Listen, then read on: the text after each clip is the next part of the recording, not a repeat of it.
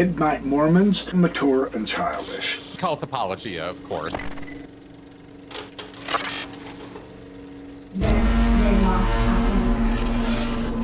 I knew you come across as a sweet guy. You kind of look like Shermie the elf from Rudolph the Red-Nosed Reindeer. Don't like to make toys. You know, naive people doing naive things to try to justify belief.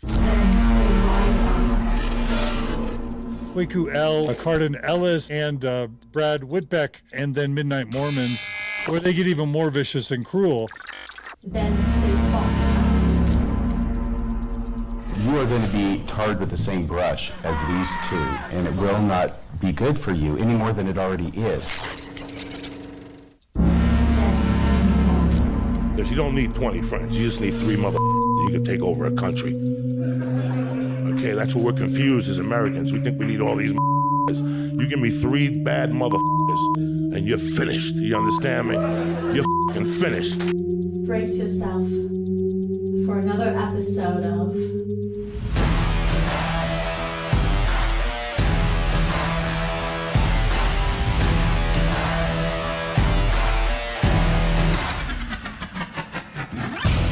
That's something that has been concerning me a little bit in the ex-Mormon world. When you leave the moral framework of Mormonism, sometimes you let go of some principles and ideas that, even though they're found in Mormonism, they're not unique to Mormonism, but they're still really important for us to get along in the messiness of life, and forgiveness and grace are a big part of that. We have a rising generation that is struggling with very difficult questions and are looking for answers. I know this video is going to get people getting mad at me. I get really nervous when you look off camera like that, Kwaku. Siaka's bringing up a really good point. He says, I want to judge a man for exactly... Whoa, hey, Cardon. What? Chill.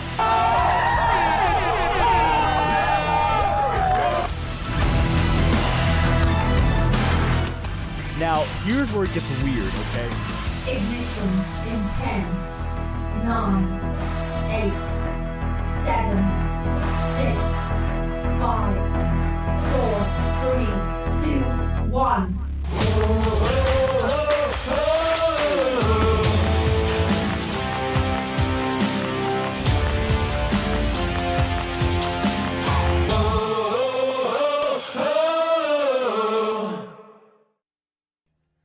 Two, one.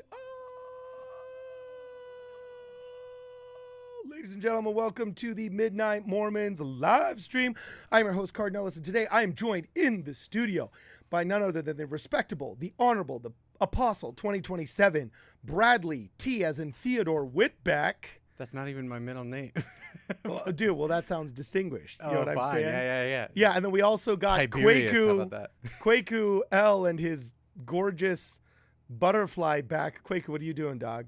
Oh, you were talking about like distinguished and honorable, so I hid behind the table because like that's not me. I like it, dog. I thought you were gonna do some kind of like crazy reveal where you jump up and you're like, whoa, And show off that he's not wearing Playboy finally. I'm not wearing Playboy, but I am wearing the Scientology necklace right here. Oh my gosh. I swear, there's always something. I swear, you literally just think, how can you piss as many people off as possible? Which Look, I kind L. of Ron like. Hubbard did nothing wrong. Oh my geez, gosh. I am that's not. quite the statement, I think Kwaku. he did. Oh. Well, I'm just glad you moved up from your Ishtar bunny that You know. Ishtar. Oh, the Playboy bunny. Yeah. Oh, look. Wait, what? Oh, it was an Ishtar bunny? I don't know. Well, when you think about it, Hugh Hefner was really just fulfilling the covenant of Abraham by taking on many. Oh my gosh, no. Like, that is not even close to what he was doing. You know what I'm saying? Oh my goodness. So that's what Kwaku thought was going on at the Playboy Mansion. No wonder he thought it was fine. Oh, yeah. Rabbits make babies very fast. They're fruitful. They multiply. By Yeah, using that what kind of symbology, Hugh rituals Hefner do you was think they showing were doing in their basement, Kwaku? Enough where he was living until he was like 90. Okay, he was clearly keeping him going. And you know what? He was following the 10 Commandments: be fruitful and multiply. Yeah, he was. Yeah, there's sure a ton of fruitful multiplication, huh? He was just a great guy. Yeah. You know, and it's all of us being just mistaken. He's just misunderstood, like a good cinema Gandhi, director, in like the Mother 60s. Teresa. Oh he was my very gosh. misunderstood. Hugh Hefner. Oh my god. So, all right. So, what are we going to talk about? It seems like there's an elephant in the room. Am I wrong? But there's a bomb that was just dropped literally 20 minutes ago as we were recording another video. Shall we jump in, or what do you say? What do you guys Let's think? just do it. Let's talk about it. The church's new statement on the Arizona abuse stuff. They just released an official statement. All right. So you want to just take it away, Brad? Here, I'm going to put it on the screen so everybody can see this. But yeah, finally, somebody grew a pair in the church office building. And you yourself said when we were recording our video, while we were recording our video on the topic, a new press release came out from the church, and it packed some heat. It had some salt and pepper on it. You know what I'm saying? And you said, Kwaku, that you'd never seen what? Well, I've never seen the church like show this much teeth ever. Yeah. Like every time something happens, like, well, you know what? There's a misunderstanding, but that's okay. I have never seen the church call out a specific news outlet. This is and Joseph say Smith they were style. wrong and they lied. They're always like, Can I read? I'm going to read the most heavy part of it. Yeah. Okay, hold we on. were puzzled. Let me get it up. No. The ending part. Oh, where yeah. they throw frickin' down. They do. Okay, well, hold on. I'm going to put it on the screen really fast just so our audience can see exactly what we're talking about right here. You can check this out on churchofjesuschrist.org. Church provides further details about the Arizona abuse case. Hit it, Kwaku. Okay. This is the part. It's scroll down. Okay. I feel like we got to go from top to bottom. Do we got to go from top to bottom? No, they'll read it. It's okay. We have an episode of that coming out. Yeah, we just right recorded. There. Where's So this conclusion? everyone watching, we just recorded an episode about this. So like we were talking about it, and then the article came out midway through the episode. We read through it in there, so we're just gonna kind of high level react to it further here, so that you're not getting the same thing twice. Okay, cool. So awesome. this is the part of it that's like, whoa, I've never seen the church talk like this. The church has issued a strong response because this is a topic where there can be no mincing of words, no hint of apathy, and no tolerance for any suggestion that we are neglectful or not doing enough on the issue of child abuse. It is a matter that strikes at our hearts and is so deeply offensive to everything that we value. We will not stand by while others mischaracterize or completely misrepresent the church's long-term efforts and commitment, nor will we tolerate the Associated Press or any other media to make such gross errors on the details of such a tragic and horrific incident as what occurred in Arizona. We are constantly striving to be better and do more, and we invite others to join us in such efforts. Yeah, and when you put that down, you're like, dude, is the church gonna sue? Like, I mean, Yeah, dude. Those were like That last bullet point above there. Those who serve on the helpline are parents and grandparents themselves and include former government. Oh, it's gone. Government abuse investigators and abuse investigators. Some are even themselves survivors of the Big A. The notion that there would be any incentive on their part to cover up child abuse is absurd. Dude. Like, wow. Yeah, and you're gonna have to go and read it. Unfortunately, Yeah. Bro, we can't put too much on. All I'm going to say is, you know how the Jehovah's Witnesses were just there, and then when the Mormon leaks, people are like, let's attack them, Jehovah's Witnesses, and then realize that the Jehovah's Witnesses had hands, and they completely shut down Mormon leaks? I hope this is our J-Dub moment. No. Oh my gosh. Imagine how we'll go down in history if we took down the Associated Press. Oh my gosh. If they're like, dang, Russell M. Nelson just sitting there at conference, arms crossed with all the apostles looking like a Hey, VA. by the way, congratulations. Wait, sit arms crossed again, Kwaku? Dude, you're getting yoked, bro. Yeah. All check out this, those guns. all this working out is paying off, you know? Just in Drugs. time. Drugs. I take yeah. SARMs. I'll have erectile dysfunction for the rest of my life. What is that? SARMs. It's like the safe steroid that all the bros are taking right now, but the problem is it will create erectile dysfunction and might make you infertile. Oh my gosh. Oh no. Why would you ever take that? That's I'm not worth taking it. SARMs, but a lot of guys at Vasa take No, SARMs. you're taking those all natural supplements that you're developing yourself. It's true. You know? It's true. Oh, are you It starting? works slower, but it gets... Are you doing the Utah influencer starting a wellness company thing? Yes. I will We give all you, knew that was coming, by the way. I will give you $1 if you sell literal snake oil. Label Can you something snake oil for me. I Okay? found this. I got this oil that helps protect you from the lizard people, so I'm gonna call it snake oil. There it is. So the reptilian shapeshifters can never. It's actually it's the tears of Alex Jones and David I put together in one vial, and you shake it up. Please tell me that it won't be called multi-level, but multi-tier marketing. Oh my gosh. Because tier is always the word they use. It's called multi-heaven marketing. There's 3 Oh layers of my heaven. gosh. It's multi-kingdom marketing is really what it is. Multi-degrees of glory yes, marketing. That's insane. So are you going to buy a stadium, dog? Is it no longer going to be the Staples Center? Well, look, or the New Skin Arena? Is it going to be the, what's it called? It's called Saturn and The Snakeskin Venus? Arena. What's your company? Oh, It's Jupiter Hill. Jupiter Hill. Jupiter Hill. That's actually a cool name. Thank you. It's like a Thank really you. cool name. That's pretty. So, well, hold on. Are you gonna get like Salt Lake Real Stadium named after like Jupiter? Is it Jupiter Hill Stadium now or what? That's a cool name. The Jupiter Hill Stadium sounds really cool. It but does. really, what this is look, I was at first. By the way, we didn't plan on pubbing this weird company that we No, don't know no, exists I was- yet. no. You know what I'm In saying? the, in the middle of this. Yeah. in the middle of a an SA abuse. We've only done our scandal. soft launch. We've only done one post. We've only done soft launch. We haven't done the full launch yet. But Oh, okay. basically, I was a Divine Comedy guy with Brad, and then I was the apologist guy. Are you going to get a spray tanned wife with peroxided blonde hair to like pub your stuff on Instagram for you? Here's the thing. I'm not sure if I'm allowed to say what I'm going to say. I'm going to say it though. Okay, blonde, like the blonde, tan Arizona white girl. Yeah, like they're hot at 18, but like at 30 they stop being hot. You know what I'm saying? Oh my gosh. No, it's true. Shots fired. It's oh true. My it's word. like you.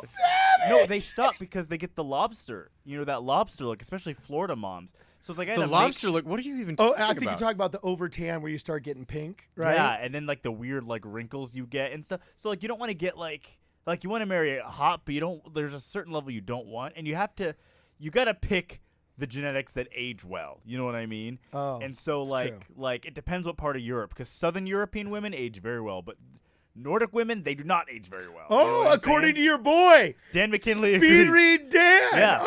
So it's like, it's like what part, it's like Where like, did that come from? Nordic women age great.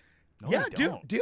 His wife Riley, she's still hot, dude. She's had like 2 kids, That okay, but like what is she? and she's like about as Nordic as it gets. She's Swedish like and Finnish, She's right? very Finnish, yeah. Yeah, no, but she's also But she was Mediterranean. Finns are She's aliens, Southern- though. She's got Southern Finnish European people in are her. aliens stuff because in remember there. nobody knows where their language Yeah. come from, Well, and but they think remember- that's like. But Brad, your ancient wife has aliens? Mediterranean in her. That's why she played the Mediterranean people in this Bible movie or something like that, right? No. She auditioned for Harlot in Jerusalem, but she was too blonde. In the audition, they asked her if she was comfortable showing some shoulder. Oh, some shoulder. Yeah. Because only in Mormon cinema is it like, ooh, yeah. Okay, so okay. We have been around the world in 80 days right now. This live stream's off to his. I'm age. just saying, you gotta age well. So my wife has to be hot, and I gotta just be a multi-millionaire so I can, because the hottest chicks only marry rich. You know what I'm saying? Well, you know what? Or with the potential of rich. I got to tell you, I used to think that way too.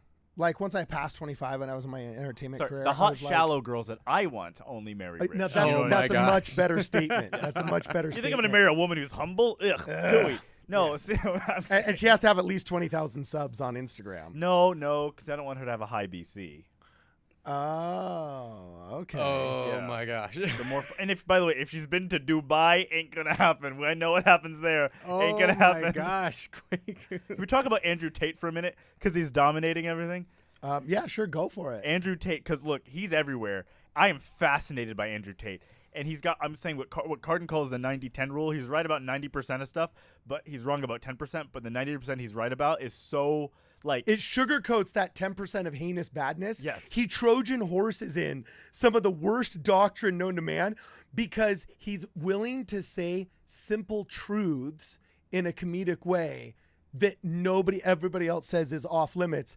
And instead of having 90% bad with 10% truth like secular world does, he has 90% truth with 10% bad. It's like, geez, Okay, man. I will say, I have seen literally one thing by Andrew Tate that was actually put out by him, and it was something about how every man should walk around carrying a sword at all times because it will put you in the right attitude of being like recognizing that other people can't control you.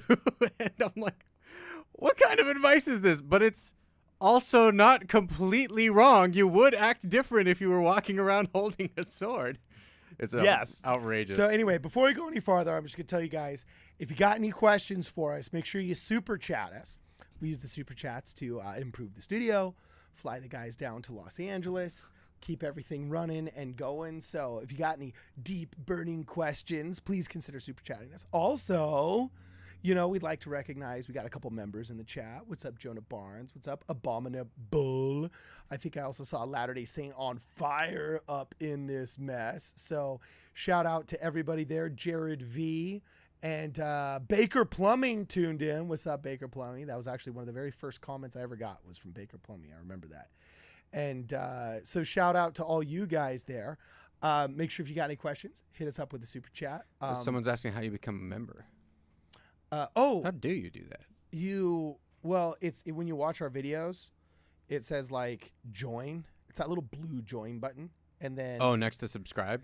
Yeah, there's that little button next to subscribe, and you join and then become a member of the channel. You pay I think ours is like $2.95 a month or something like that. You can also join Andrew Tate's Hustler University and learn how to become an alpha top G. Oh my gosh! Oh my gosh! He calls it alpha top G. He calls himself a top G. What? Yeah. Why? Okay, any dude that calls himself a top G, but dude, you know what he has? He has the best comeback ever because people criticize him, and he'll be like, "Okay, well, you think I'm doing something wrong? Hey, what color is your Bugatti?" And he asks him what color the Bugatti is, and they have to go, "Oh, I don't have a Bugatti." He goes, "That's what I thought." So it's really funny. I'm just saying, look. I grew up because I grew up in Houston, by the way, so that's a major city. I grew up. The only dating culture I've ever known was had the shadow of the feminist guardian standing over like this, just you know what I mean, staring. And so I don't know, watching someone come in and say, "Hey, you know what? Hating men is not a good thing. Also, cheating on men is also very, very bad, and it's not okay to verbally, mentally, and emotionally abuse your boyfriends or younger brothers because they have penises." It's actually really cool to see that someone's finally saying it and standing up as opposed to kowtowing. And how weird is it that we live in a society where we need somebody to come up and say that, you know? Did you guys see my tweet today? No. What was your Twitter tweet? has become such a toxic, dark place for dudes. I literally tweeted this, and it here we go. Okay, I said, "These are the dark-spirited girls your sons and brothers are being bullied, manipulated, and attacked by. These are the girls in school, church, and work that are making the young men of America and depressed. This is an epidemic of evil." I'm going to read you some of the tweets that I found just typing in the word men on Twitter. Oh, snap. Okay. This is male propaganda now, by the way. Just I typing renamed the our word- stream the propaganda stream All because some bottom G, not a top G, some bottom G Hey, came in Cardon, and was what like, color is your Bugatti? "This propaganda." I'm like, "What color is your live stream, dog?" You know. So at Ivory Moonlight says, "Hating men isn't enough. I want to choke them with a wire for all the pain they've caused." What? Wow. Yeah, I could not. Show that on the screen. Who said that? This girl here. Oh my gosh. Here's another one. Pull up Kwaku's Twitter if you can. "I could not care less about the male rate. BITCH. You should be yourself." What? That's another right here. Oh my gosh. Okay, I am pulling up Kwaku L's Twitter feed right here. And did you post this all on Twitter? Yeah. Scroll down. Okay. Keep scrolling. Keep scrolling. Right there. Oh snap. Okay, let's look at these pics. This is a compilation another person posted. When girls have boyfriends, it's so cringe. "He's my best friend," said the woman about her boyfriend, a 30-year-old who always makes her do the dishes, doesn't manscape his, but expects her to shave and follows exclusively Insta baddies. "Seeing some girl's boyfriend on the TL is a jump scare." Okay. "Hating man is enough. I want to choke them with," oh my gosh, I don't even know if we can freaking put this up here. "I could not care less about the male S rate. B, you should be," oh my gosh, this is, we got to X out of this. Yeah. Are you kidding This is me? the stuff I've been seeing for years, and only now are people criticizing it because Top G decided to come in the picture and act like Sean Connery from a Bond movie. You know what I'm saying? And so, I'm so happy we're finally seeing it. I cannot tell you the amount of, I literally see Instagram models where they're wearing shirts that say, "Make men cry." Like, you're seeing things like that. When it's a well-documented fact that the male suicide rate is incredibly high, we have influencer women who are... They're Cain. They're profiting in the misery and destruction of others. They think it's cute and fun that their little brothers are self-deleting. They think it's cute and funny that their ex-boyfriends are self-deleting. These are evil people, and it's an epidemic of evil. And it's it's switched from being pro-woman to being anti-man, and that's the difference. And like kind of anti-mankind in general. You know, when Spirit of Satan, you get to that level of like being okay with other people offing themselves, can I say that? I don't know what's allowed, but like we call it self-deletion. Self-deleting. Yeah, that's disgusting. That's wrong. That's horrible. And I mean, if that's what you're standing up against, I mean, then more power to you. Well, and also, dude, what was that TikTok that you sent me of that really brave woman that talked about feminism was meant to turn women into wage slaves? Oh yeah, the feminism is a scam is what the opening line invented by was. the Rockefellers. You know what I'm saying? I'm going to see if I can look that up while you guys can. That was an interesting video. Yeah. Wow, we've covered all of the heavy topics. We're getting some super chats, by the way. Oh, shiznit. Okay, Question number 1. Okay, hit it. Would you support John Huntsman for president from Christopher Hatch? Gosh, Christopher Hatch. I don't know enough about John Huntsman. In fact, I he's like know a a rich Christopher Utah Hatch. muckety-muck. Wait, Yeah. is Christopher Hatch? Is this Christopher Hatch the band member? Christopher Hatch? See if he responds in the chat. Yeah, I'll let you know. I knew a Christopher Hatch in a really cool band. In fact, I've been wanting to reach out to him because I was thinking it'd be really cool to use some of their music and a couple of intros and a couple of cool social media things that I got going on. I don't even know if they're together anymore, but I think he toured with a buddy of mine. I think Tony Peterson. I think Christopher Hatch was the drummer. Of course, it could be a totally different Christopher Hatch for all I know. So anyway, yo, Chris, what was the question? Repeat the question. It was, would you support John Huntsman for president? Oh. My quick answer is absolutely, depending on who's running against him, right? Like, if I've got a better option, I'll take it. But John Huntsman's definitely better than any option I've had recently. Yeah. So, yeah, I think I actually was going to vote for him for governor in Utah because I think actually would have helped the film community in Utah. I did vote for him in Utah because I don't know. I really, really dislike Spencer Cox. I think he's a slimy little jerk. And really? Yes. Oh, dude, did you see his whole like me out. I preferred don't like him. pronouns? It's not even that. No, Cardon, outside of that stuff, like he's just, I don't know. He strikes me as like a chameleon kind of guy. Yeah. Who just will say whatever he needs to like get more power. Where I would rather have the smarmy person I know in John Huntsman, you know, who feels like a rich guy who's been in politics for a very long time, but at least he knows what he's doing, and he'll have Utah's best interests there because he's got enough money he doesn't care about. Like now, I would have to investigate him a lot more before I was prepared to say yes. But with what I am familiar with John Huntsman, especially having been a political radio host, throughout, he'd already been ambassador to China, I believe, at the time. But throughout a lot of his it's not over, so I can't say later career, but throughout, I'd say 2015 to 2019, okay? I'm not an anti-elitist. I don't hate it when just like rich billionaires get into politics, because if they're good and they're competent, what better person than a rich billionaire, right? Okay? So I'm not anti-elitists. I'm anti-bad elitists. And he's obviously an elite of our country and extremely wealthy. It has been for a really long time. I don't think he's actually the guy that you hire, like, to really understand the angst of the blue-collar worker and make it better for him. But I'd say that he's we're going to be hiring elites to be our governors. That's just the way it is, right? And I'd rather have one like him who at least has been to China, knows how they're willing to lie and screw people, and then how to stop them from doing it, if not just for cynical interests of, you know, just general that shouldn't happenness, you know? I'm not saying this guy's waiting around to see what the latest asterisk on NAFTA says in order to save his one, you know, lumber mill that dates back to the 1920s and was his great-grandfather's, okay? I don't think that's this dude's position, but he seems like a competent and ethical individual that's better than the alternative. So in lack of a better alternative, I would say yes, John Huntsman's my boy. If that's who I have to choose between, like him and Romney at this point, right? Look, you know, he's more establishment than I would want, but like, my gubernatorial opinion is just that I don't like Gary Herbert, and I'm happy he's no longer governor of Utah because Gary Herbert called me out once in a press conference. Really? Oh, shut up. By By name, kind of like John DeLynn. We was like, where they get more cruel and vicious, Brad Whitbeck and Kwaku and Cardon Ellis. No, Gary Herbert. By the way, with a name like that, you know he's a weasel. Yeah. Oh, gosh. Did a press conference about how the Provo party companies were making COVID so much worse in Utah. And basically was just he took all of his information from the journalists who were wrong.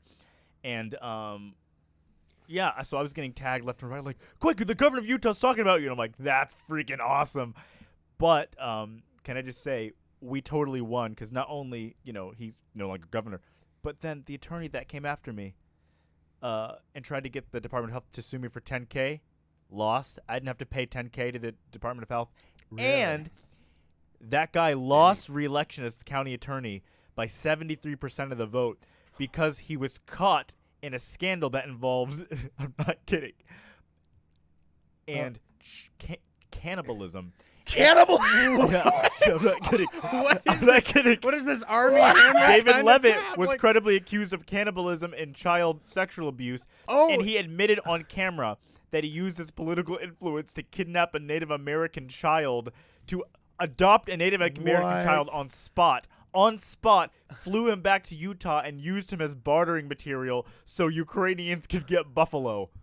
What the heck? That is the weirdest. 100% real.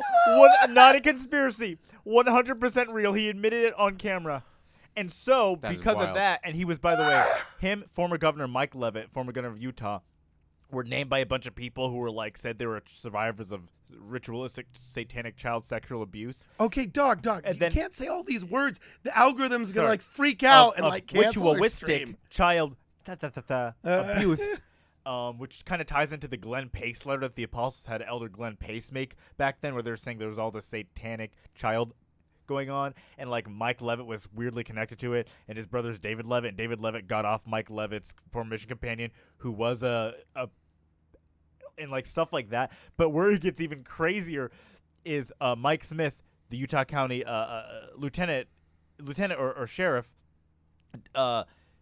He gets super mad at David Levitt. David Levitt calls a random press conference because it turns out there were some documents that Mike Smith had where they were about investigating child satanic. And David Levitt calls a press conference and goes, I'm not a pedophile or a cannibal, okay? Out of nowhere he says that, and everyone goes... Yeah, I remember seeing that. And being like, why are you denying this? What's and everyone going goes, on? Nobody thought you were, but now we do. Because if you ever have to say, I'm not a cannibal, by the way, chances are you're probably a cannibal. So then, I'm not kidding. This all happened a month ago, dude. So then, Mike Smith goes to press conference and goes, we didn't say you were, but that's kind of suspicious. And so apparently he's named these docs, and then he lost re-election by 73%. And all these people are coming forward and like, yeah, no, David Levitt ate a guy. I watched him eat a guy, and he molests kids. You're like, oh my gosh. No M words. Sorry. Stop it. So the only politician to ever come after me has been credibly accused of being cannibalism. And a cannibal, yeah. Oh my gosh. Wow. Yeah. Okay. But yeah, that's the long answer to so I guess, whether we'd support John Huntsman. I mean, if we don't have better options, if everyone else is a cannibal. Yeah, when up next to the guy who eats human flesh, I think John Huntsman is a pretty good choice. You know what I'm saying? Yeah. Okay, Jared V says, does Jupiter Hill have an Instagram? Kwaku, it does. There's nothing. There's not much on it right now, but it's at Well, Jupiter Jared Hill. V looks like a very attractive male. I think if you need a male model, you could have Jared V.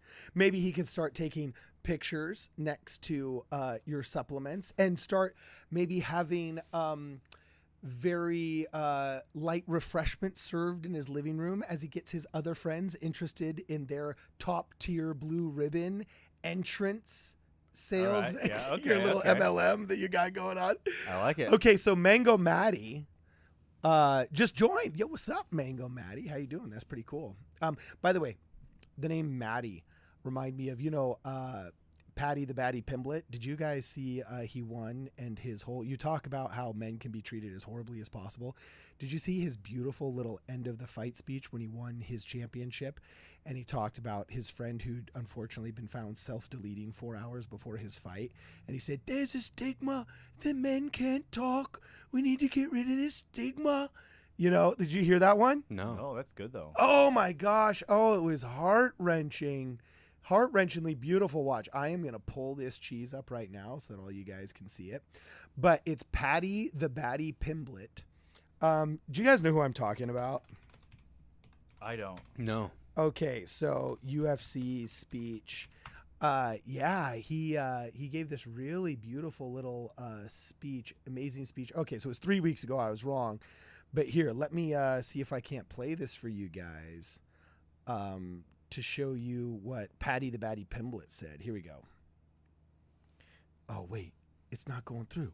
4 a.m. Oh, shoot. Whoa, that was loud. Sorry. Wow. One of my friends back home had killed himself. This was 5 hours before me weigh-in. So, Ricky, lad, that's for you. But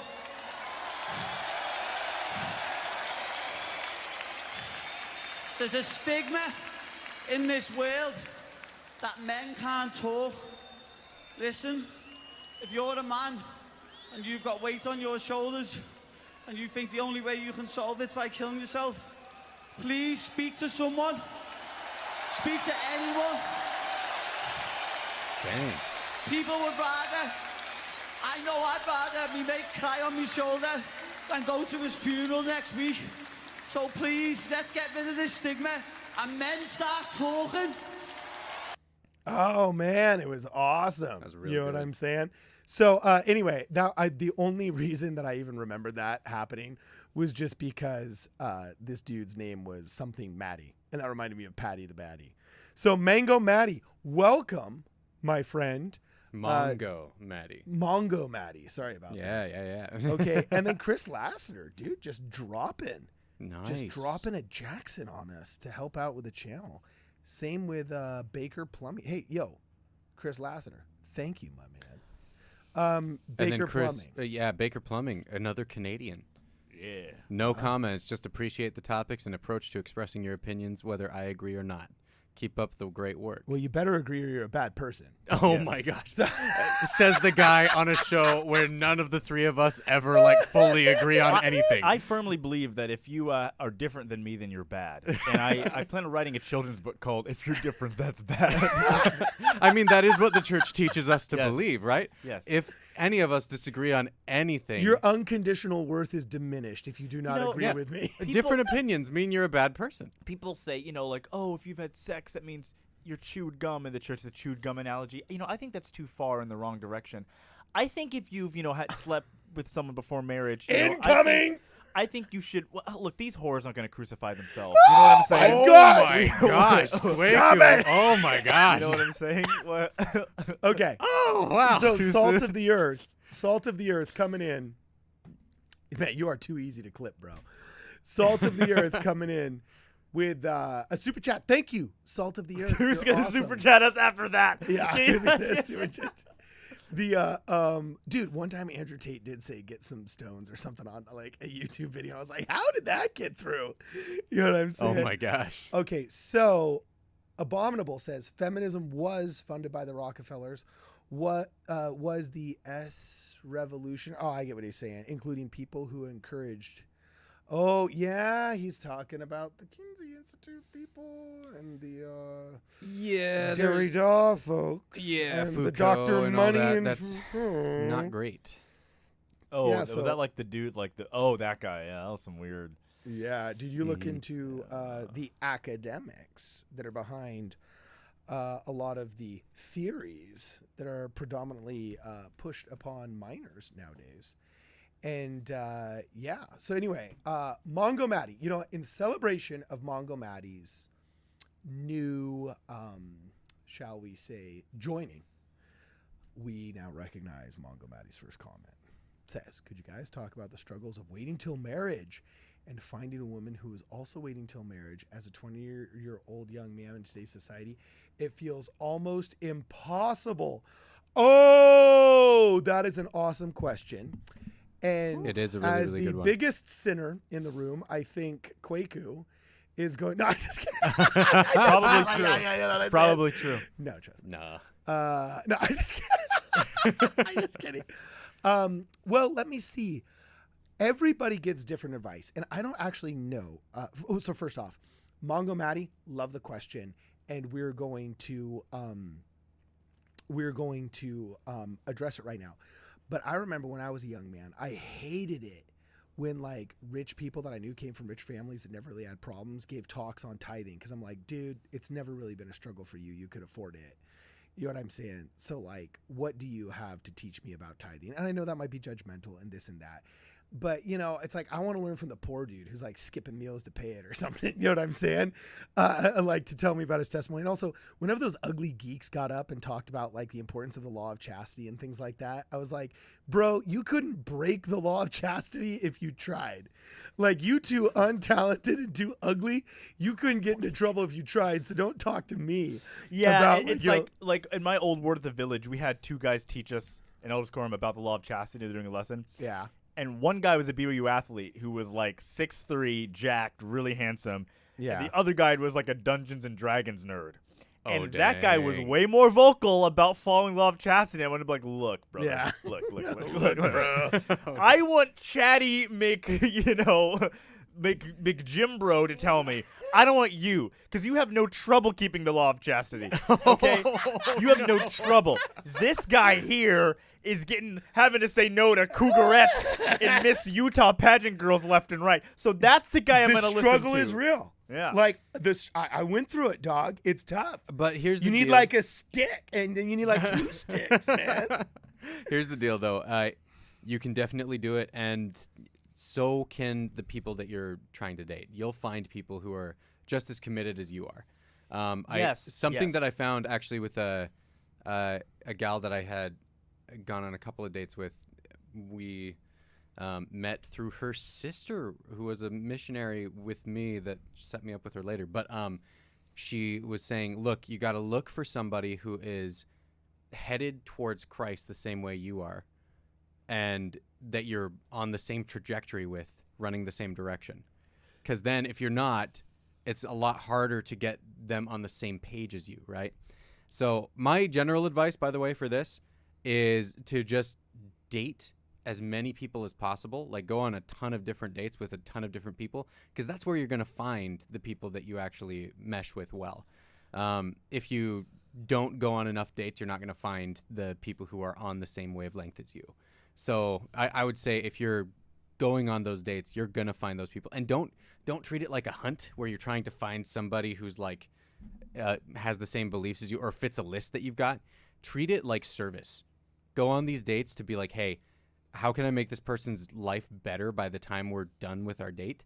And you'll find that not only makes you a better person while you're on your dates, but it actually helps them like you more. Like, it's awesome. See, my advice is just treat them like crap and they'll love you. You know, a lot of these, you can't be nice to They'll girls. love you for a short amount of time. Go after the ones with daddy issues, says Kwaku. Yeah, no, maybe I don't want them for long. I just want them for a short amount of time. Exactly. If you just want them for a short amount of time, follow Kwaku. Yes. Follow Kwaku's Well, look, ideas. I got to tell Mongo Maddie, this is my response, man. I love the fact that you're struggling and trying to do this. And I married literally a supermodel on steroids, okay? Hotter than Megan Fox, worth every moment of the wait. And it was difficult, especially when we were already engaged and we knew that, you know, we were getting married and so on and so forth. You know, it's very difficult to keep the law of chastity when you have a 20-something's hormones raging through you. But we always say this, we're so glad we did that because it was the very first thing that we did together as a couple. If we really think about it, the very first thing that we did together as a couple was committing spiritually to the law of chastity and saying, hey, we both revere this. We both want to do this. Let's both try and help each other to do this. And I'm very glad we did because it taught us that we can do hard things together.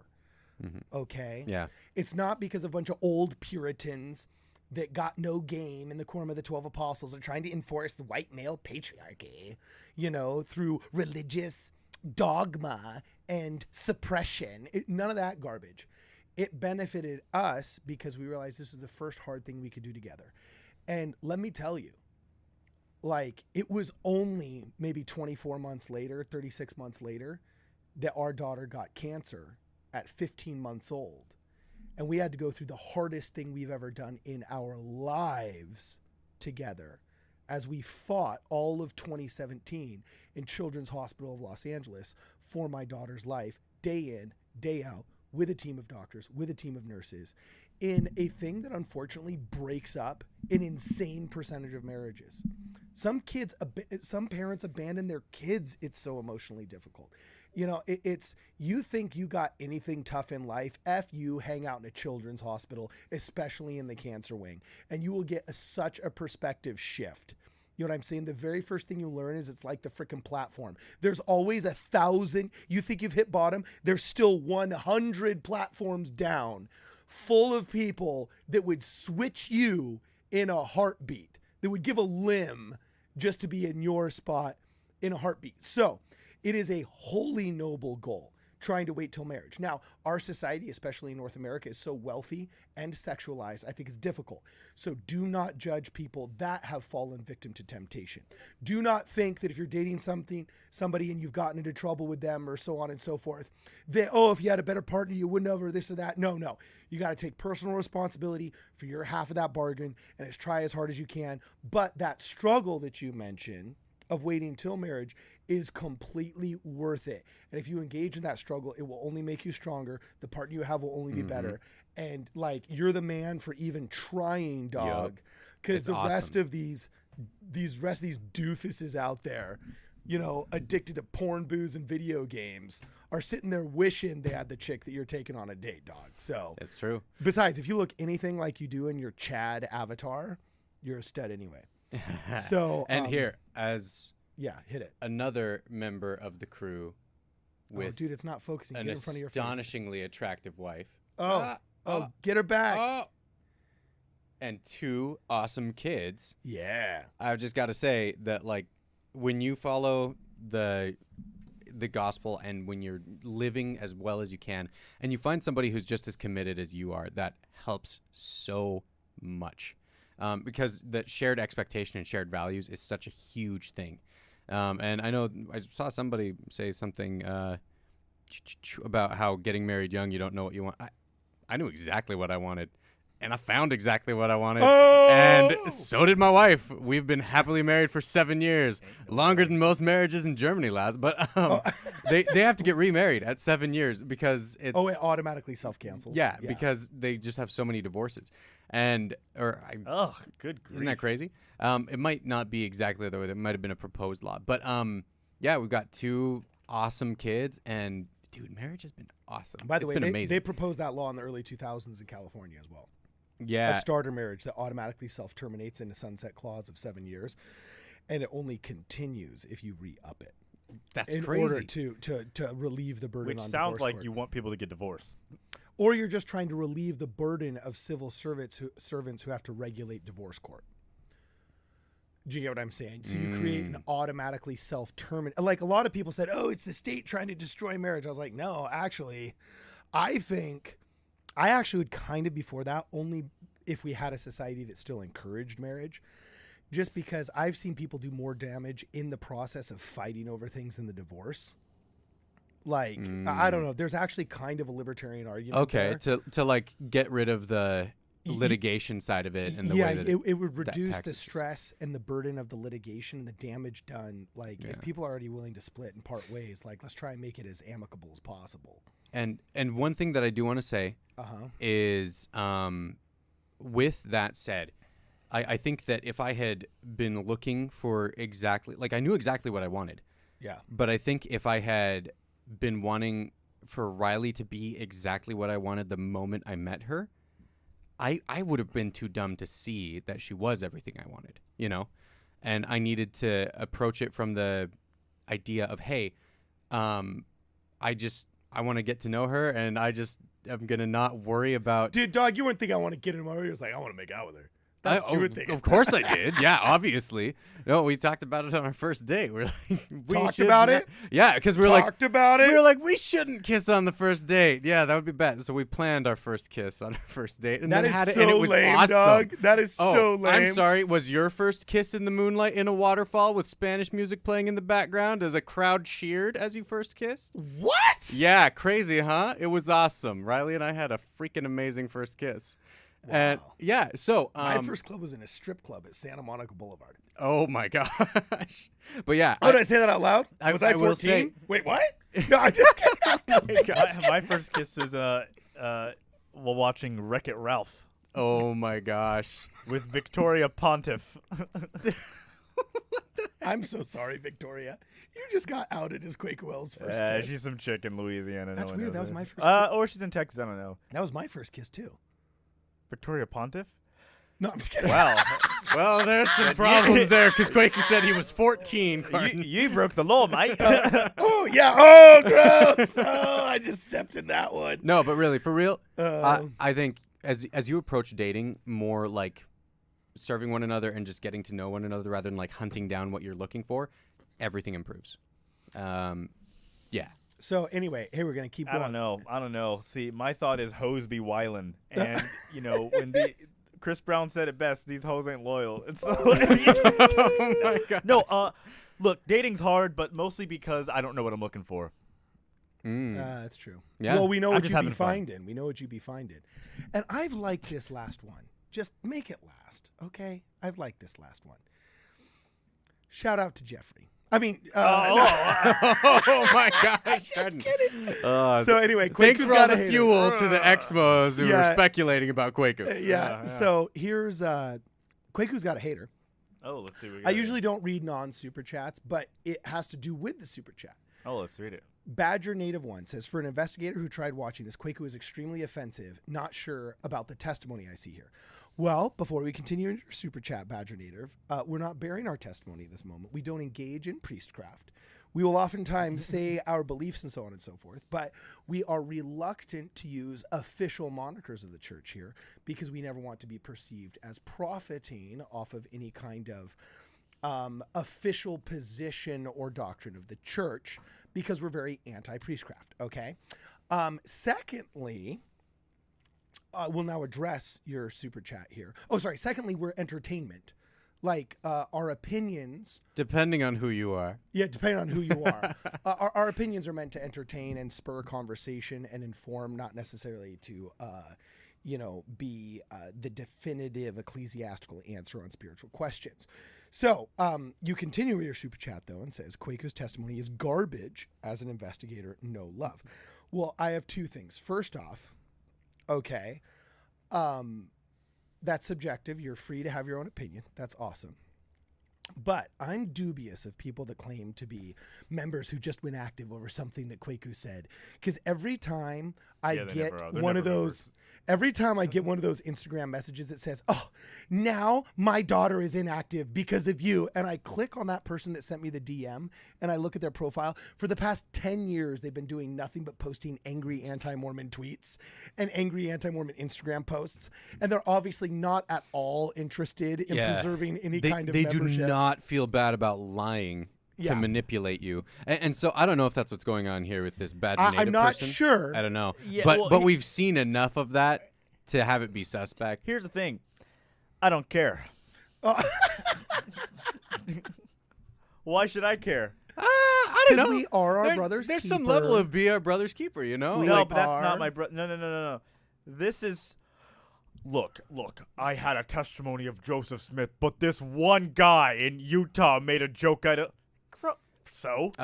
Assuming that this guy is not, in fact, the Also, guy on the what- road to Jericho who's passed out on the side who got robbed, but he is the robber. Yeah. Then, also, that's though, a it's different like- situation. I can see that. Also, like, I'm sorry.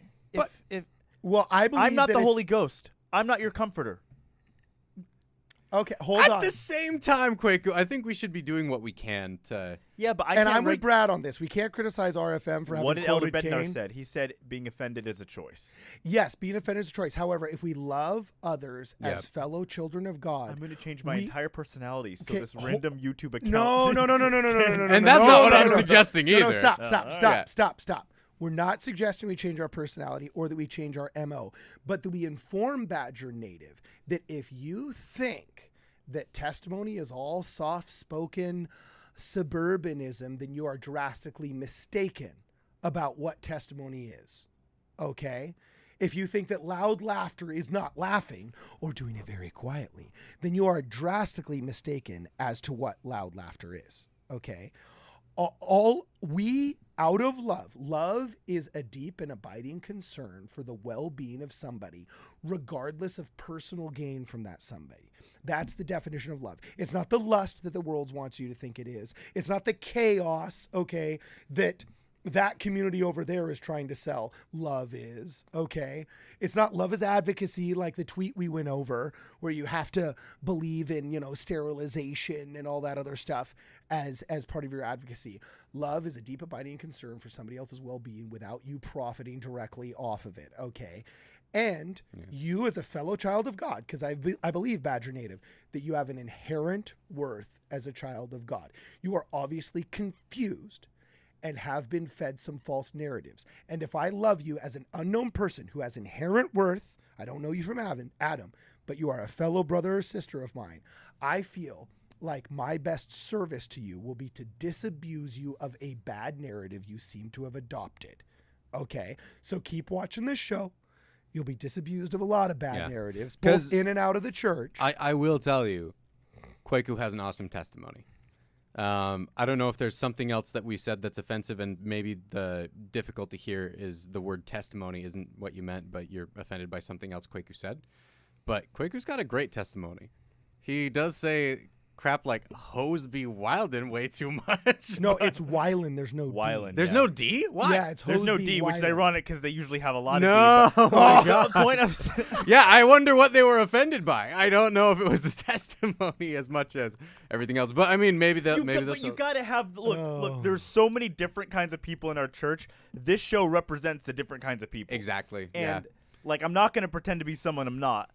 And I don't think you should be. So yeah, I think that's the other side of it too. Like, we've got to be empathetic towards other people, but we've also let people recognize they can't use their empathy as a bludgeon. Yeah. You know, they shouldn't be expecting other people that.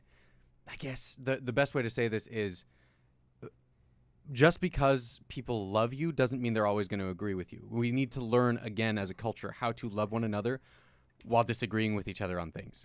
Like, we get along great.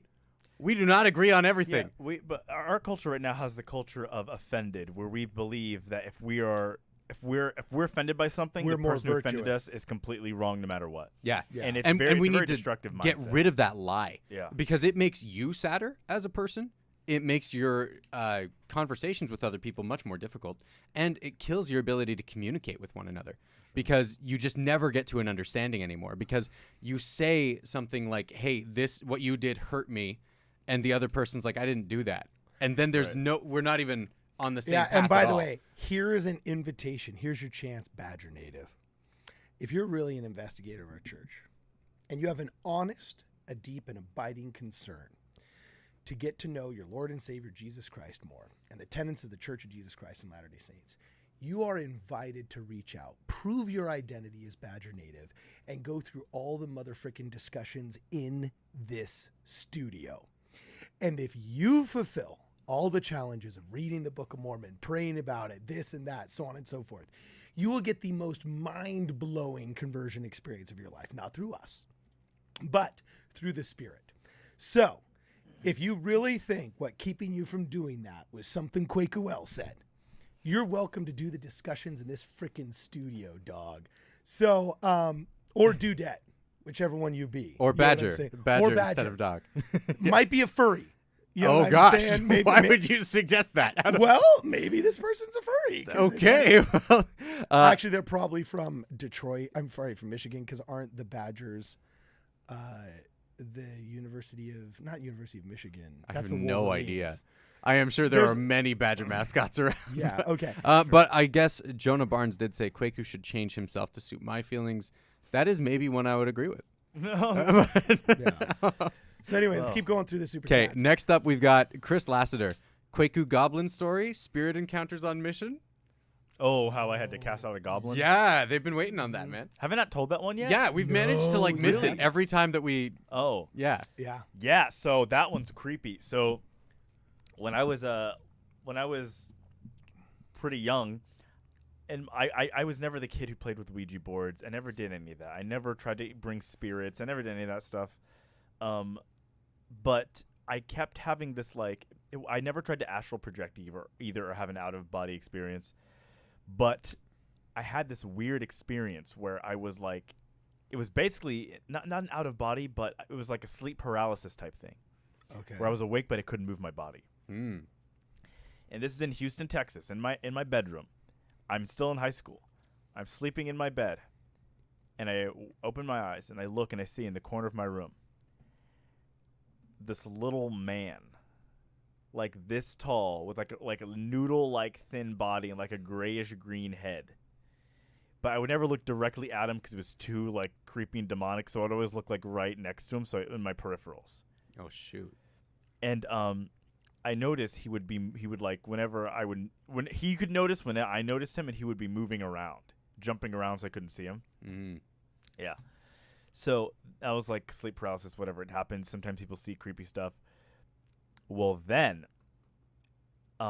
he started getting closer to me, and then I was like, I don't like that, and so I turned my body this way. Right when I turned my body, I realized I'm not paralyzed. This is no longer sleep paralysis. This is just happening. Oh shoot! Yeah. Oh, I turned my body this way, and I could literally feel him getting closer right here. And I closed my eyes, and I literally felt him jump, like right here, and he was staring at me, like right here. Was it a heat, a cold? How'd you know? Hard to explain. It's like you can feel it with your my hand has no heat right now, but I know it's getting closer to my face. You can just feel it, you know? Mm-hmm. Okay. So then, by the way, Chris, this is more than a $1.99 super chat story. You're getting a bargain. I don't tell people this story, really. I think this is the same guy who just dropped 20 earlier. Yeah, so. that's the only reason I allowed him to say it. No, I'm just kidding. So the goblin literally gets on my chest, and I can't breathe. He's like sitting on my chest, and I cannot breathe. And so I have to start fighting to come awake, and I'm like, like I get out of it. So it's like a weird thing what's happening in the real world, but it's not happening in the real world, but you're sleeping, but you're awake. It's like a weird multi-dimensional, but it kept happening throughout high school. So I finally get the priesthood. I get the Uranic priesthood, and you're able to, cast evil spirits. So I'm in San Francisco, and it happens again. I'm in my room, and it happens again. And I see the little demon guy's back. And, like, all the energy gets sucked out of the room. There's this creepy, creepy, creepy feeling in the room before I see him. And I remembered, it's like, okay, I have the priesthood, which means you can cast out evil spirits. So I literally didn't know what to do. So he's in my room, and I'm praying. I'm like, Heavenly Father, help me cast out this evil spirit. And as he gets closer, literally out of nowhere, the most fluent King James English comes out of my mouth. Whoa. Like it was not me saying it. And it's like, I cast thee out unto the flames of hell, thou wenchest. Like something comes out of my mouth. The gift of 16th century tongues. Awesome. Yes. Oh, dang. And it comes out and disappears. And all the dark, creepy energy just disappears out of the room. And I'm like, whoa, weird. Huh. Happens one more time. The same thing happens. Okay. Was never, ever bothered by the little goblin man ever again. Dude, that is hardcore. That's awesome. Okay, so with that said, we're going to go through, because something interesting's happened in the chat here that has to do with your story a little bit. First off, Dylan Butterfield, shout out for the super chat. Thank you very much. And Jonah Barnes, thank you very much for the super chat. Says, Kwaku's testimony is fire. Refreshed mine a lot. Love you guys. And this is really interesting. Mango Maddie, our new boy, who sounds like Patty the Batty, says, what exactly is an investigator? Just someone looking into the church? Yes, that's terminology used by Mormons to somebody who is investigating some of the core tenets of the faith. And just, becoming a friend of the church, starting to go to receive some lessons from missionaries maybe, or else maybe just come to church or whatever. It's a catch-all term for a newbie. But anyway, goes on and says, I guess I'd be an investigator then. My missionaries actually just came to the house yesterday. What? So Mongo Maddie, dude, just straight up talked, and this is really funny. That's awesome. A bunch of guys start chiming in, right? And then I see this. This is pretty hilarious, right?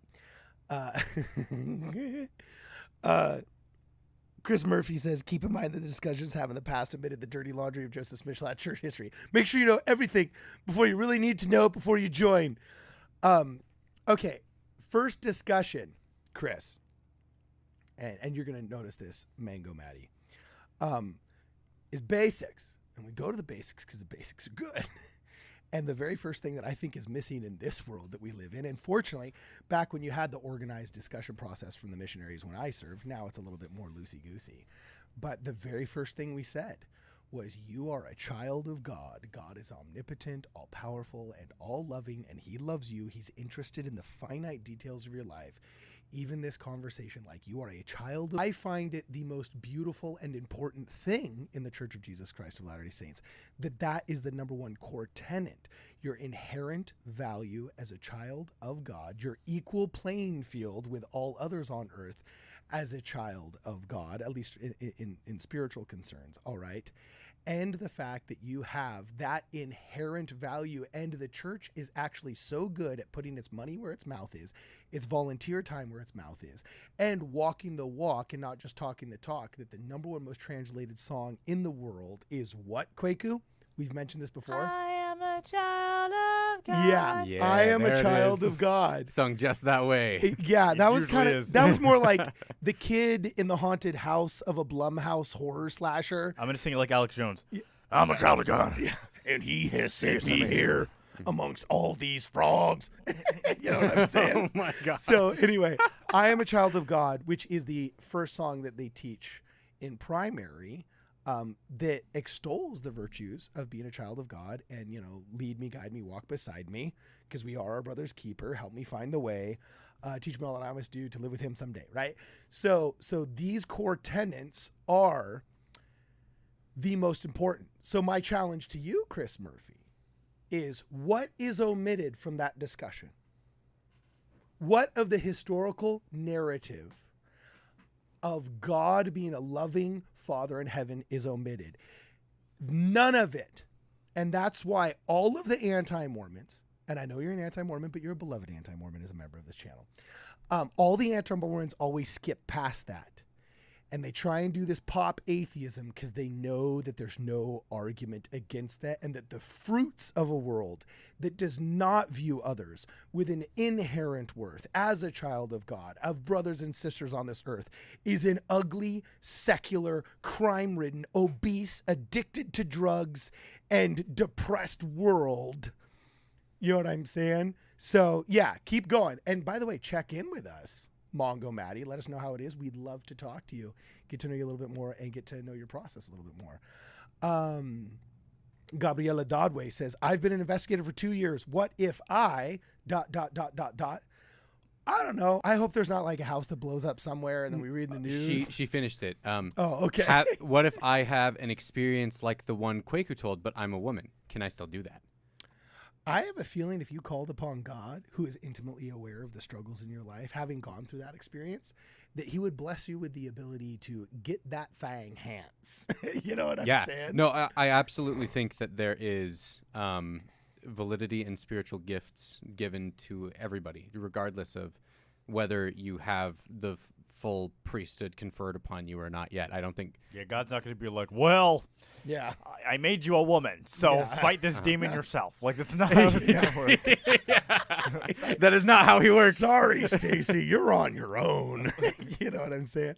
Yeah. Okay, and then we got Salt of the Earth saying, speaking of the gift of 16th century tongues, what's your thoughts on... Oh, this is for Kwaku. Nostradamus, man. What are your thoughts? I was just reading a book about Nostradamus yesterday. Yeah, so maybe an episode with Dan the Physiognomy Man. That is a really good idea, Salt of the Earth. Dan I've would never love that, seen him literally go back and clip that. He's like, I literally just read one of those. No, he was jumping out of his seat. I was reading Truth Vibrations by David Icke yesterday, and he talks about Nostradamus. No, my testimony has evolved. And like it's a Pokemon. What is that? A Pokemon? You know what a Pokemon is. Yeah, I know, little nerdy demon monsters. Yes. No. So first, I very much believe there are many prophets in the wild that may not have the fullness of the gospel, but they are incredibly spiritually in tune, and God's given them spiritual gifts to help humanity. I think Nostradamus was probably one of them. I'm not sure, but he would go into these trances, and he would get these visions, and they would come to his mind and his heart, and he would write them down. And, you know, he was right about a lot. Now, Yeah. some of them are extremely vague. Then some of them are like, oh, that sounds like, huh? But when you read some of those prophecies by Nostradamus, read them as if you're having a vision and seeing things. So, for example, when he says, there shall be fire in the new city, people don't really know what that means. Because is that 9/11, New York City? Is that the World Trade Center? Imagine you're some 14th century, you know, whatever, and you're having a vision and you're seeing technology you don't quite understand. How would you write it down? So I think a lot of these visions we have from these Renaissance prophets, remember, they don't know what this stuff is called. They don't even recognize the society they're seeing in these visions. But they're important enough they're written down, and clearly these people were having special spiritual revelations. And I think we can listen to some of these prophets in the wild who were not necessarily, you know, of our faith, but they were given gifts. I'm digging. Now we got 10 minutes Yeah, left. and in that this, kind of in this live stream. 10-minute warning. Yeah, that kind of ties into the earlier question about, like, could I cast out a demon? You know, like, I think God gives gifts, and as he will give as much gifts, light, and truth as you are willing to accept. And I think Nostradamus strikes me as the kind of guy who was seeking for truth, and he got a lot of things kind of crazily right. Hey, before we go, I do want to ask a question about Nostradamus, but we're going to be wrapping up here in 9 minutes. So everybody, if you got any burning questions, send us a super chat, ask us your questions, because I promised these dudes a 90-minute live stream. So get it out of your system right now. You know what I'm saying? Cardon is not getting sick. He is getting over being sick. Oh, no, I'm losing my voice. Uh-huh. I know, it's stupid. I didn't drink enough before we started, and then I was yelling, and then I just started losing my voice, and it sucks. But it'll be okay tomorrow. It's all right. I'm making it. Yeah, it's all right. I'm digging, you know, it just means that I get a little bit less animated, and I start talking a little bit smoother, you know. So. Anyway, keep going. Yeah, so here's my question about Nostradamus. Which vision do you think he got right? I don't know. If we want to do an episode of Nostradamus, I want to go read a bunch of his visions first. Yeah, we definitely should brush up on I was him. reading about him. I wasn't reading all of his visions. Yeah. So, but, bro, look, I got like 5 authors. I will read whatever they write. Okay, and everybody knows I'm a fan of Ike. I'm an Ike guy through and through. Minus some of his, he doesn't like our church, but that's okay. Oh, shut up. That's David only Icke? because he doesn't know and Wait, understand. David Icke? Okay, so he likes Mormons. He doesn't like the LDS church, though. Really? Why not? Is he still alive? Because they have any link whatsoever with... Dude, I don't know these cats that you listen to. He's alive. He's alive. He's alive? He has now his own app and media platform called Iconic, which is Has he kinda been cool. totally, Like, has he been destroyed by the mainstream media in his country? Because he's an Englishman, right? Yeah. So how the American mainstream just totally ganged up on Alex Jones? Has he been just totally smashed in the UK or what? He spent his first half of his career being like the laughingstock of the United Kingdom. Really? Until a lot of his stuff, prophecies started coming true, and people were like, "Oh crap!" And he went from he couldn't like sell out. He said he would give talks in a telephone booth, and there would still be room. Like nobody was coming, and then he's selling out like entire stadiums. So what was the so turning he's got a great point? zero to hero story. What was the turning point? Because like for example, in America, Jeffrey Epstein was a massive turning point because Alex Jones had said, there's this guy and he's got the world's elite and he's trafficking, and it was too sensational of a story. And then now all of a sudden we all know it's true. The guy's going to prison and these elites are trying to make deals with the government to get him out. But now there's pictures, there's photos, there's this, there's that. Like it was just overwhelming evidence against this man. And all these people that we said were crazy kooks were vindicated. So what was the thing that vindicated your boy, Ike? I'm not sure. I wasn't an Englishman in the year 1999. Okay. But when I was getting hardcore canceled, I realized... Wait, when were you getting canceled hardcore? Dude, back at BYU. Yeah. When? For what? Oh, that's a whole podcast story. Have we not done We've a never show done the on whole that? podcast on that. I didn't know you got canceled. You only get canceled if you... No, I got canceled hardcore for like 2 years straight. It was insane. Wait, how? I never knew this. Did I know you? Were we friends then? Yeah, kind of, because we met right before COVID. So COVID kind of quieted up most of it. But yeah, it was insane. Anyway, I started getting like that's kind of what pushed me to becoming a conspiracy theorist, was the whole recognition that, like, I literally sat in a room at UVU at 10 p.m. and was involved in a secret meeting for the honor code people when they were doing the honor code, like, rebellion, starting it. And as I left, they literally stayed there and they literally plotted a social media campaign against me. So it became really easy for me to start to understand that there are a lot of these people literally meet in the dark of night to try to destroy other people. Because it literally happened to me. And if it happened to me in Orem, Utah, it's happening in Washington, D.C. to the millionth power. So, you know, that kind of started to make me realize that the world was like, human beings are not the way we're taught. There's a lot of evil out there. And then, you know, so David Icke, someone I kind of connected to, but fortunately, he does not like our church. Well, then, you know, I don't like him. Give it time. Yeah, and obviously. He's a bad person. If he has different opinions, he's a bad person. And we know his this. inherent worth as a child of God is diminished. Well, also think about this, though. Like, if you grew up in the Church of England and you uncovered all, like, the abuse scandals and all those things that happened, like, I get why he doesn't like organized religions. It's really hard for Europeans oftentimes, especially when there is state-sanctioned religion, and many religious crimes or church crimes were now all of a sudden state crimes, because there was not really a separation of church and state until America kind of did it that way. You know what I'm saying? Right. There's a lot of baggage that comes left over from the 18th and 19th centuries. Before we go, we got another 3 minutes here. If you've got any more super chats, give it to us. Also, if you can, just please drop a like on the stream. It helps us out. You know what I'm saying? Chris Murphy says, shh, don't mention the Boy Scouts and the LDS Church. Shh. No, actually, we did an entire podcast on this that we just recorded, and during the recording thereof, the church's scathing rebuke, they finally grew a pair. It's as though they channeled Midnight Mormons and kicked out all of the silly boomers that worship the Washington Post and worship the Associated Press and the New York Times, and finally just said, okay, this is how it be. On the Associated Press article, he's talking about or Chris, I don't know if you're a boy or a girl because of the way Chris is spelled. That's true. But talking about the Boy Scouts, and there's a Boy Scouts thing that we'll probably have to do another episode on, because I mean the church did everything they could to try to save the Boy Scouts as an organization. I'm so done with them. I was the biggest volunteer for the Boy Scouts. I was the frickin' district roundtable chair that volunteered like crazy all the time, above and beyond any kind of Mormon responsibility thingy. And that organization would utterly refuse to improve itself. It wouldn't do. Yeah. I offered to make them a free app for the advancement merit badges. I offered to, like, they literally can't do anything freaking right. And seriously, like, everything about the scouting program in my area was phenomenal. I think that any of the scandals and things coming up with the Boy Scouts, very clearly from anything I've experienced, is pretty much because the Boy Scouts itself as an organization had problems that the church tried to help and they just couldn't fix it, so they backed out. That's my impression. We can go over some of the articles that have been coming out recently. There's like a settlement that is going away because the Boy Scouts going bankrupt or something, so we can get into that. Yeah. And then, you know, here's the last interesting question. Brad, you take this one before we leave. Val says, I've been investigating for 4 years now and about ready to be baptized. What would your advice to me be? What do you say, man? About ready to be baptized. Yeah. My advice to you, first off, that's incredible. That is so awesome.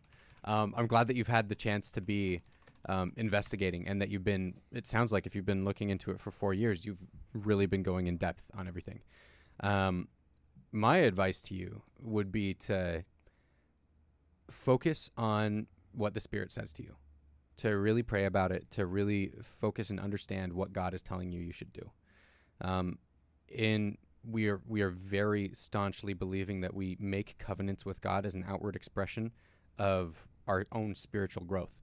So when we're baptized, we're following the example of Jesus Christ to take his name upon us. And so if you're the kind of person who wants to follow the example of Jesus Christ and say, hey, I do want to be like Jesus, and I want to follow what he did, and I want to take his name upon me, baptism is exactly what we would recommend. If you're ready, go for it. Pray about it. See if you know that it's true. Well, that wasn't my advice. Mine was try and find the richest guy in the congregation who's eligible. Cozy up to him, get him to fall in love with you, and then boom, make sure you buy all of the nice clothes and cars and stuff that you want. No, I'm just kidding. Oh my God. That's so cynical. No, dude, yeah. The number one thing the gospel teaches you is to recognize the Holy Ghost and then to give you hopefully the courage and strength to act on its promptings. So that's what I would say. And then Craig Hassel, keep up the work, guys. Thank you very much for the super chat. Thanks, Craig. So anyway, it's been awesome hanging out with you guys. Above and beyond. Super killer, super cool audience. Make sure if you haven't yet, please like this live stream. If you haven't yet checked out the website, midnightmormons.com, you can check that out. And pretty soon we're actually going to have an email address. So in case we get banned or taken off, or we get sequestered by aliens or something, and we have or the lizard people finally find us. Oh yeah, or the lizard people finally catch up with Kwaku. Then you know what I'm saying. We'll still be able to email you and whatnot. But yeah, it's been great hanging out with you guys. Please make sure you like this. Share this if you can. If you haven't been able to super chat us here and you want to contribute to the channel, please make sure that you check us out on Venmo. If you, have a chance to donate on Venmo, you can go to Midnight Mormons. Jonah Barr says, future of Midnight Mormons? Yeah, we're actually doing a lot of really cool stuff right now. Yeah, this is the last episode. No, it's not. Well, you scared me, dude. I was like, no, we're actually releasing some really cool content. These guys are coming down a lot more regularly now, and we're actually making a movie. Really quickly, before I go, answer me this in the chat. Would you be interested? I've made a couple of short films over the past 2 or 3 years with a bunch of my Mormon comedian buddies, and I've never actually released them. They were used as either proof of concepts or as fun videos, but if you would like to see them, I've done some really funny short films, music videos, things like that that are actually really cool, and we're going to release a couple of them coming up. One of them is Alma 43, The Battle of Jershon. Okay, it is actually an action film I did with a bunch of Boy Scouts about is a modernized version of Alma 43, The Battle of Jershon, and it's actually done with the director of the 2013 Contract Killers and the special effects team that did all of those fight scenes. So there's like mortar shell explosions and like automatic machine gun fire. It's totally cool. And then we also wrote with the writer of Galaxy Quest and a couple of other people a film called The Cemetery is Quiet that we did during COVID because we couldn't go to any of the youth camps. So we got the youth to actually participate and be cast in a movie, and there's some really, really good acting. There's some really, really not as good acting, but it's a really funny 22-minute short that was filmed with the director of, I don't know if he's even claiming this on his IMDb, but the director of The Voices, and we had the producer of a bunch of variety content on there, and we also had a guy that did a bunch of Spike TV special effects and post-production on there. It was like a star-studded cast of dudes in our ward. So if you guys are interested in seeing that, just drop a yes in the chat. I think that would be interesting to see if you guys want to see that. And we're also actually going to be making an original film that we are most likely going to Kickstarter, hopefully raise some cash to make a really cool film that I can't say more about, but it's going to be a full-blown feature film released on this channel, probably maybe to members first, and then to the general public and a theatrical release later. We're not exactly sure how we're going to do it, so no promises exactly on how we do that. But yeah, we're straight up going into feature film production. We're also going to start doing miniature documentaries on interesting topics, religious artifacts, things like that. So if you're a videographer in Utah or Los Angeles and you want to maybe get credit either at FM 98.1 or with us and the corporations formed on those projects, and you can get college credit for that, reach out, and then we might be able to hook that up as well. But yeah, that's what we're doing. You guys got anything else you want to say before we jam? We got a final super chat on answer to 3 Nephi 18:20. It says, "And whatsoever ye shall ask the Father in my name, which is right, believing that ye shall receive, behold, it shall be given you. All right. Given unto you. Jared, do you want to clarify what your question is specifically there? Yeah, we're not sure. And you got 30 seconds. You know what I'm saying? So, anyway, rock on. Ladies and gentlemen, any questions you have about the Bisbee case, I'd refer you to the video that we will actually hopefully be releasing later on tonight or else tomorrow. I just still got to edit it. But yeah, totally awesome. Thanks for hanging out with us, guys. We'll leave it on just for a couple minutes more so you guys can finish in the chat. But other than that, this is Midnight Mormons. Hold on, wait, I can't do this yet. This is Midnight Mormons. We'll see you in the next video.